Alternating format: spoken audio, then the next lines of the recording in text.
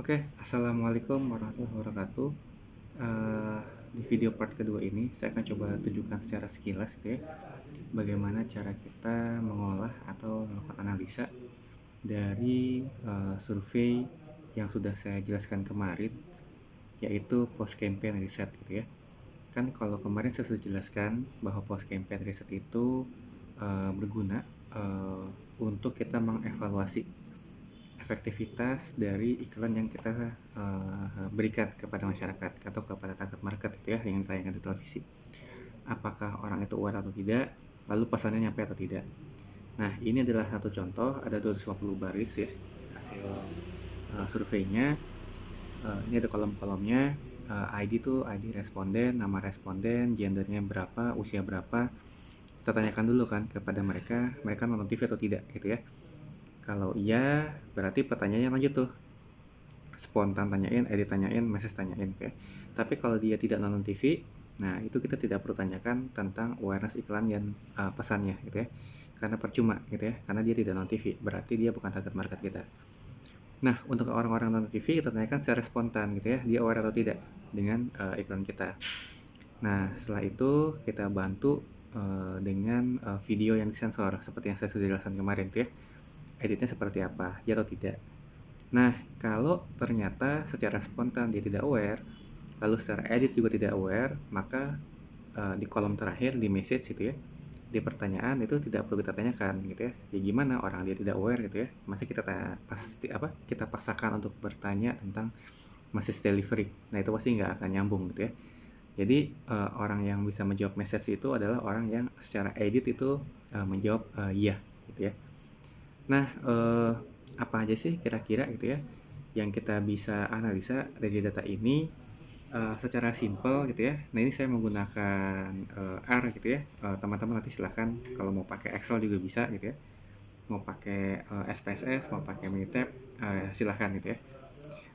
Analisanya juga sebenarnya tidak terlalu rumit kalau untuk riset ini ya.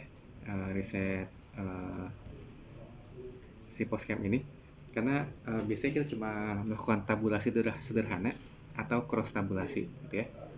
Contoh misalkan saya ingin melakukan tabulasi untuk profil ya, misalkan saya pengen tahu gendernya itu gimana proporsinya gitu ya. Nah, di sini misalkan saya pakai tabel df gender. Nah, ini berarti secara n nih, secara jumlah responden gitu ya. Pria ada 136, wanita ada 114 gitu ya. Mungkin kalau kita pengen melihat secara persentase,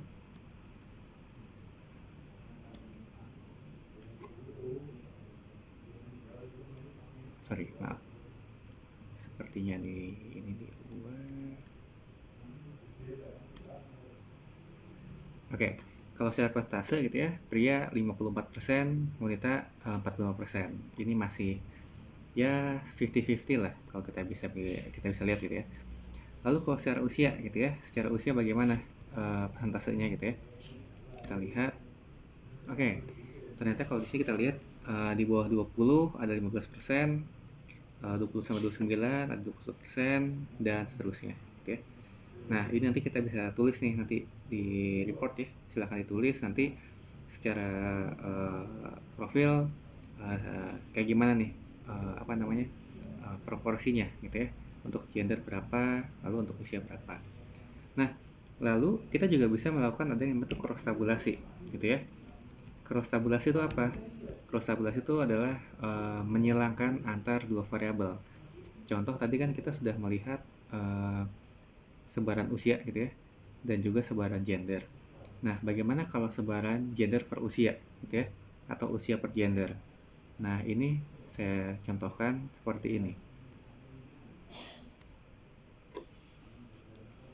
Nah, kayak gini ya. Ini adalah sebaran usia per gender gitu ya. Jadi kalau dilihat di sini, pria yang di bawah 20% itu ada berapa, pria yang usianya di bawah 20 tahun gitu ya, itu ada 9% gitu ya. Sedangkan wanita yang di bawah 20 ada 5% dan itu seterusnya gitu ya. Ini adalah cross tabulasinya. Nah, kelak cross tabulasi ini bisa kita pakai untuk berbagai macam keperluan ya. nanti misalkan teman-teman ingin melihat antara pria wanita gitu ya, mana yang paling sering nonton TV misalkan. Nah ini tinggal di cross aja dengan variabel nonton TV. Jadi ini kalau saya cross, masih usia. Coba ini gender. Nah gitu ya. Nah kita bisa lihat nih, ternyata yang menonton TV itu pria yang tidak nonton TV gitu ya, itu ada 2%, sedangkan wanita 1%. Gitu. Jadi ya mirip-mirip gitu ya. Sedangkan yang nonton TV pria 52%, wanita yang nonton TV itu 44%. Jadi pria lebih banyak nih gitu ya. Karena memang tadi secara keseluruhan juga pria relatif lebih banyak gitu ya dibanding yang lain. Nah ini adalah salah satu analisa yang bisa dilakukan gitu ya, yaitu tabulasi dan cross tabulasi. Ini teman-teman nanti silahkan dilakukan untuk semua variabel yang ada gitu ya. Jadi contoh tadi misalkan saya pengen melihat nonton TV itu berapa, lalu yang aware secara spontan,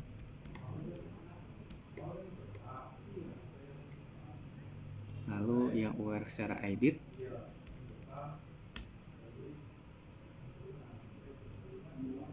lalu nanti yang aware secara dari message-nya ya. Nanti bisa terlihat gitu ya, berapa persen. Nah tapi nanti hal yang menarik adalah kalau teman-teman lihat gitu kan ya, kan kalau nonton TV itu tadi ditanyakan kepada semua responden gitu ya. Jadi ini saya coba ulang lagi tabelnya. Jadi tadi kalau kita ngomong tentang nonton TV ini ditanyakan kepada semua responden gitu. Jadi kalau kita lihat itu ya, 10 tambah 240 itu 250. Sementara untuk yang spontan itu tadi kalau kita coba lihat lagi gitu ya. Nah ini kalau kita jumlahkan 42 tambah 198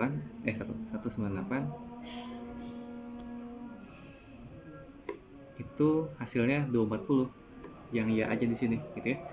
Karena memang kita hanya bertanya kepada orang-orang yang nonton TV aja gitu. Terus tadi kalau teman-teman perhatikan juga nanti ya, untuk yang spontan dan edit, nah edit masih sama nih.